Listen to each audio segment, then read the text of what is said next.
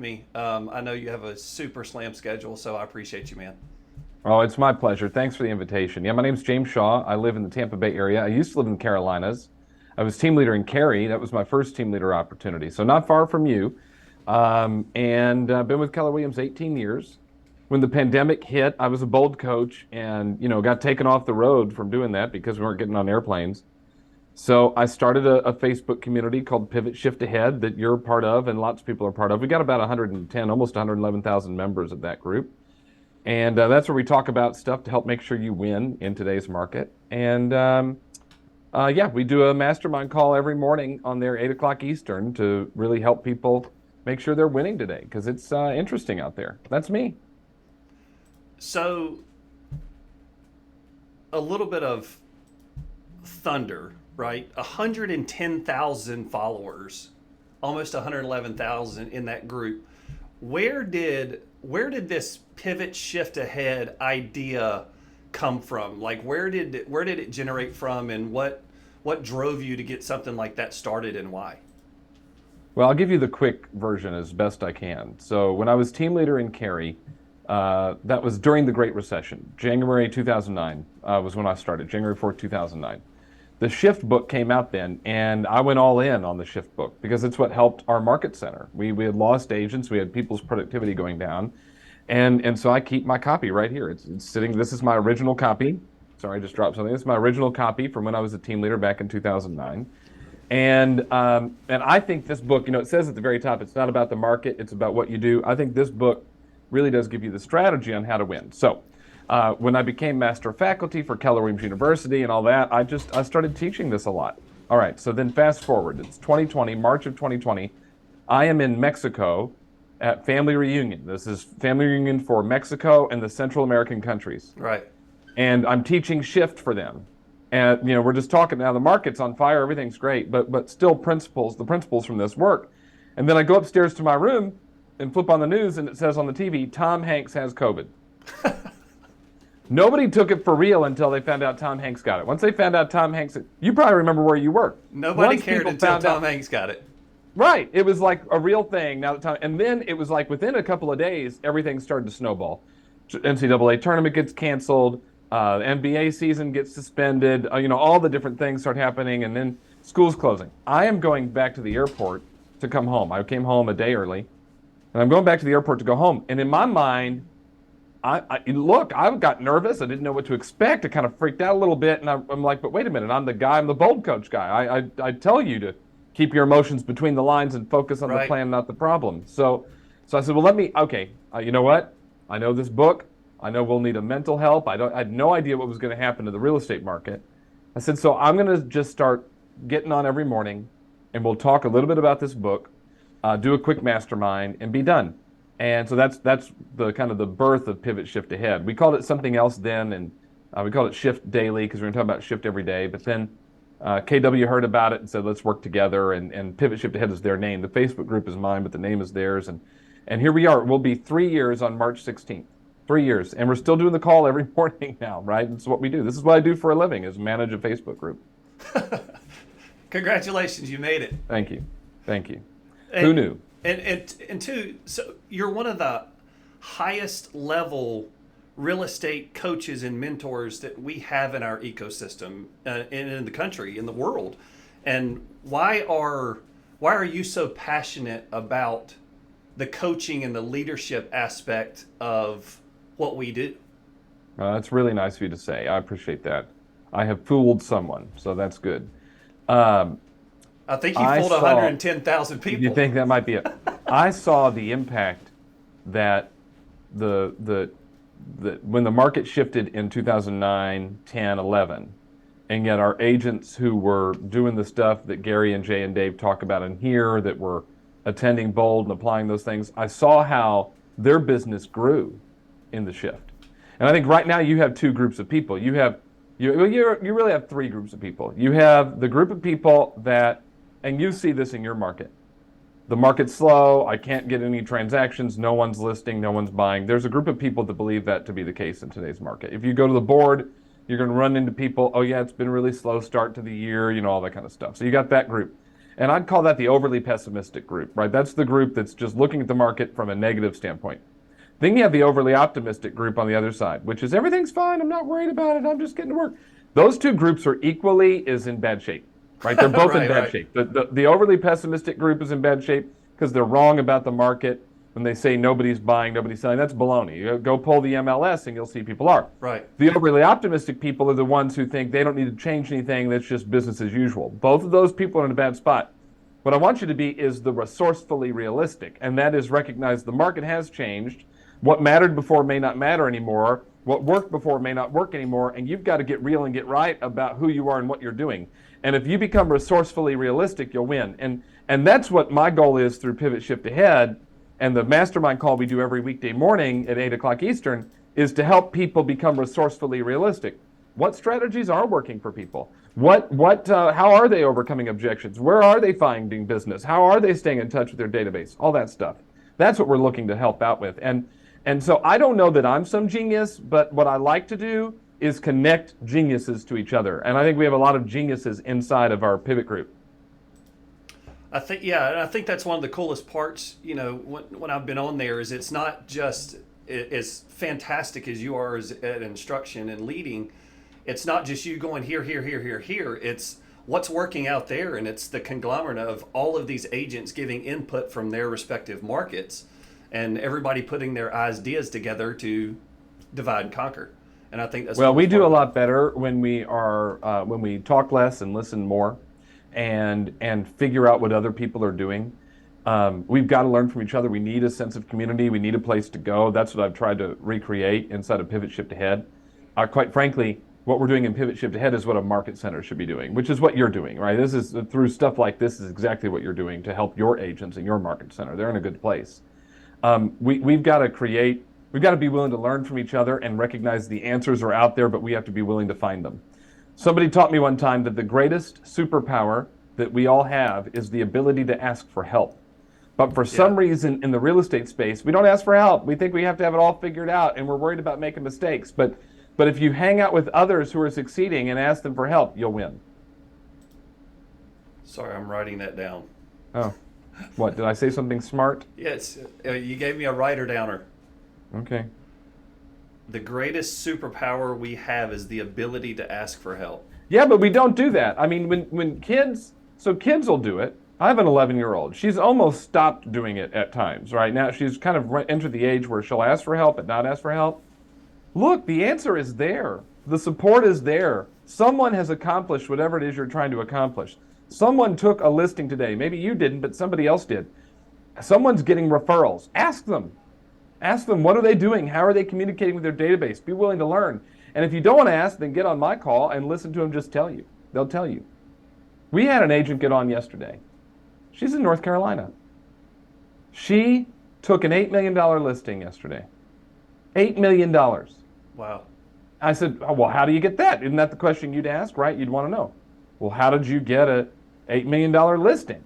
Well, she got it because it was someone that was, here's the deal about this. Somebody had come across as an internet lead for a $40,000 condo. The agent who got the lead said, I don't do $40,000 condos. Who wants to go work with this person? So this agent said, I'll go work with this person. And this was several years ago. Worked with this person, helped him buy a $40,000 condo. Stayed in touch, found out this person's a multimillionaire. They're an investor. That's why they wanted to buy the $40,000 condo. And now they've got an $8 million listing for her to go sell. Wow. I mean, there's opportunity everywhere if you're willing to go pursue it. Wow. All right. So obviously things are shifting, right? We're coming down from this 3-year chaos or 4-year chaos that we're coming out of. Yeah. This is the part that I wanted you to spend a little bit of time on, because this is your wheelhouse. This is the instructional stuff. And if you could give those agents listening, and there's agents with other firms listening, I invite everybody onto this. What, like a 1, 2, 3 step of what we should be focusing on right now as things are beginning to shift, what would you say? What are those things?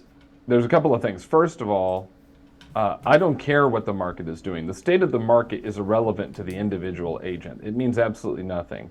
So there's going to be, I don't know, 4.5 million transactions this year. So that's 9 million sides. And that number could be wrong. There might be 6 million transactions. But the estimate right now is 4.5 million transactions. That's 9 million sides.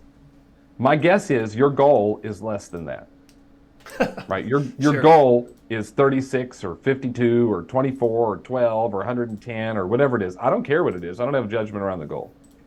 But whatever your goal is, it likely fits inside the number of transactions that will be done in the United States and in your local market this year. Highly likely. So quit worrying about it. It doesn't matter. It's irrelevant to you. It means nothing. Now, the path to get to the goal is different this year than it was last year. And that's what we have to remember. The goal doesn't change, but the path changes. And so you might have to pursue it in a different way, but you still have to get there. So here's what you have to know. I think you have to know a couple of things. Number one, what is your lid for 2023? And lid is something I learned from Gene Rivers. Gene Rivers is one of our owners of Market Center. He's a master faculty member for Keller Williams University. I know you know Gene. Uh-huh. And Gene says you got to know your lid. Lid is how much money you're going to make. L stands for lifestyle. So what's your lifestyle going to cost you annually? I stands for investing. So you're going to buy real estate this year. You're going to put it into your SEP IRA. What are you going to do invest-wise? You're going to buy rental properties. What are you doing there? So that's investing. And D is debt. Your IRS bill, your mortgage, if you have credit cards, whatever.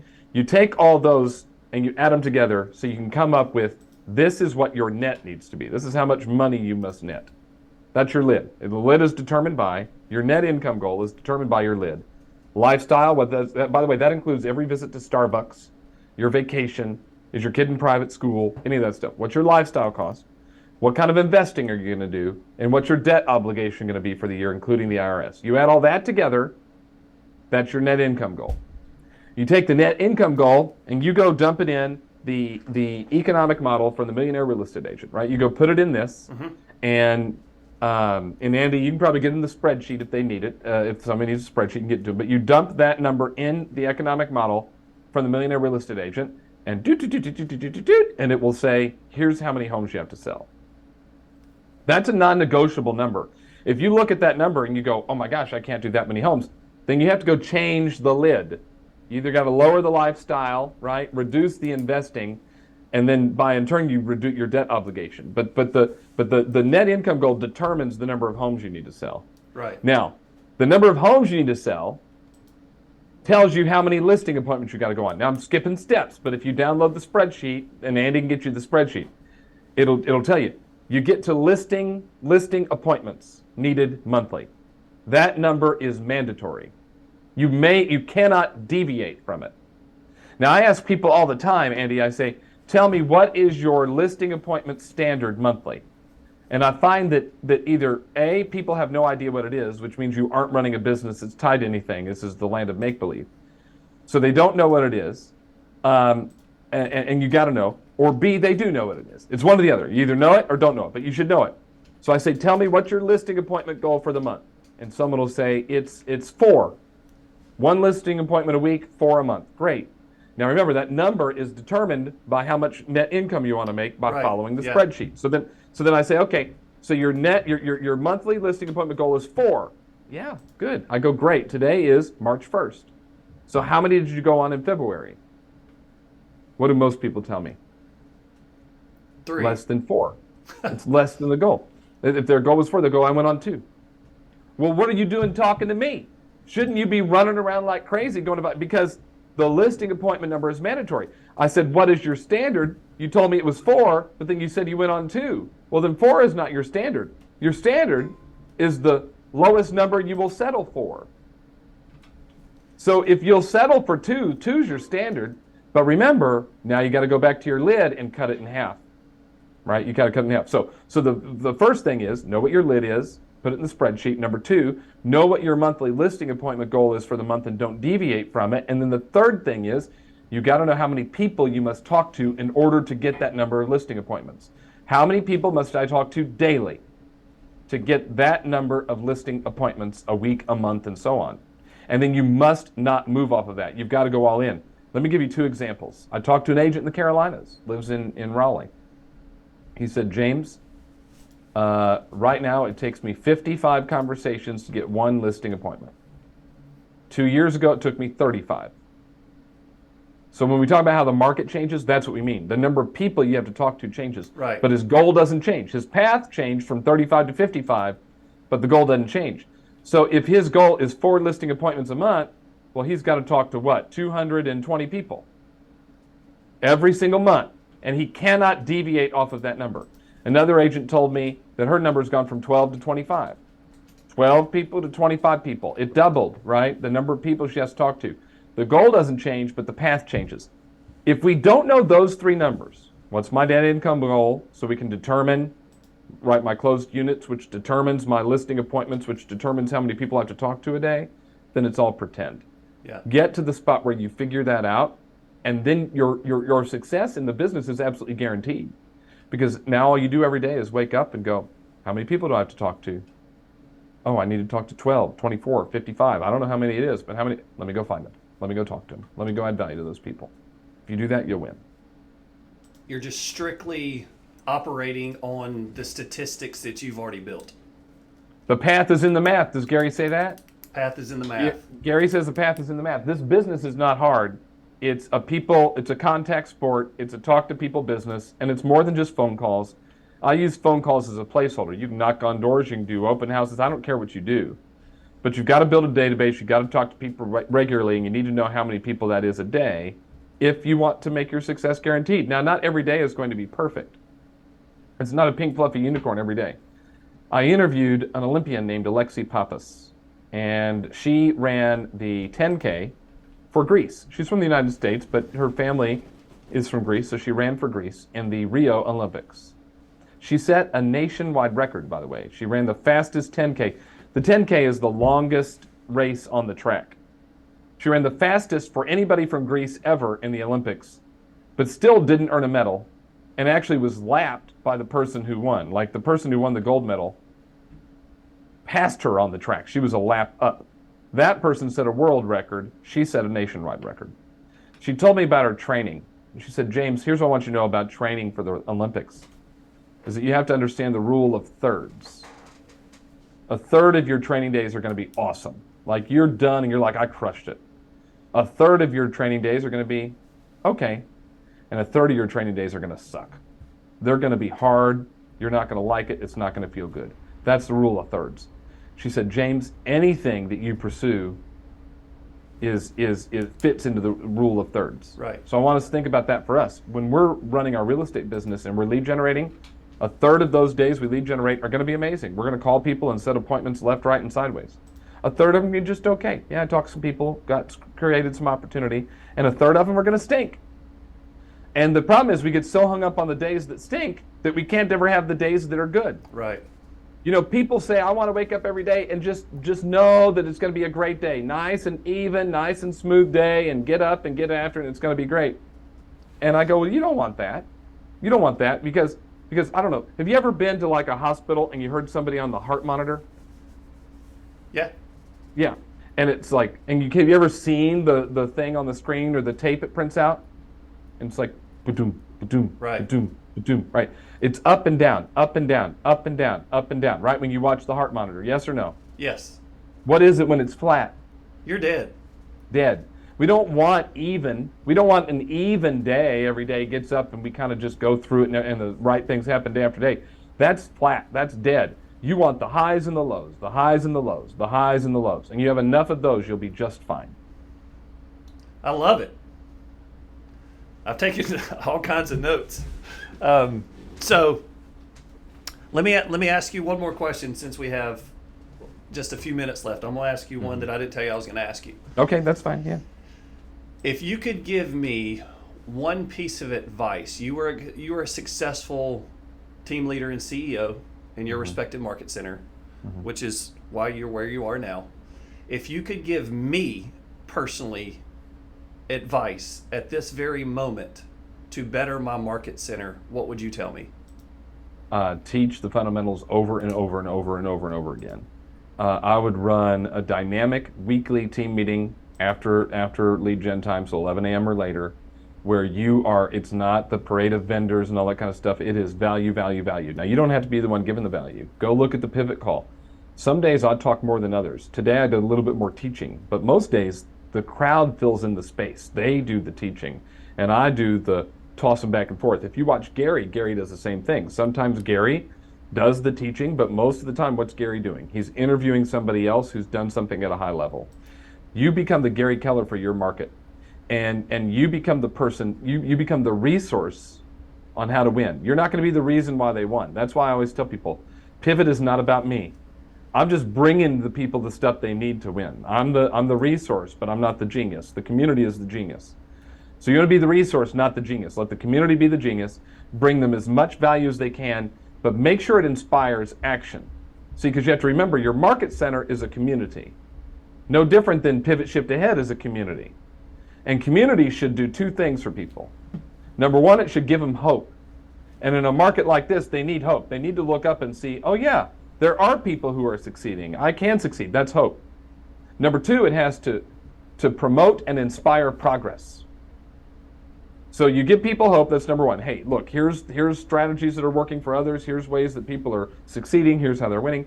And then it inspires and promotes progress. So now you get to work too. Go send this. Go say this. Go ask this. This is the tool you can send to the database. If you do those two things and create this sense of community, Andy, your market center will be one of the top in the Carolinas, no doubt.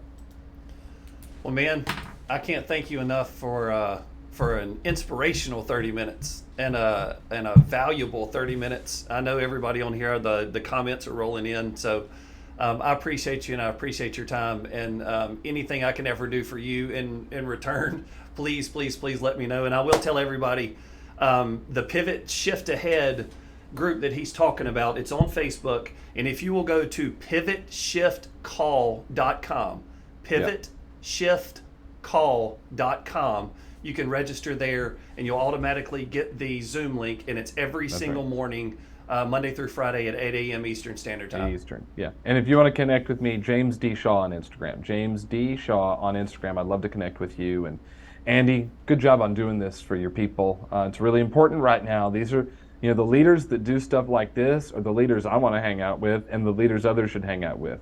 Charge the storm, as we say, and that's what you're doing. So thanks for doing it. Yes, sir, man. I appreciate your time, and we'll see you guys next time. Next week, we have the Profit Share evangelist himself, Aaron Kaufman, coming in. So that's going to be even better. Going to be another good one next week, guys. James, thank you, buddy. I appreciate you My so pleasure. much. Have a good one. All right, see you guys next time.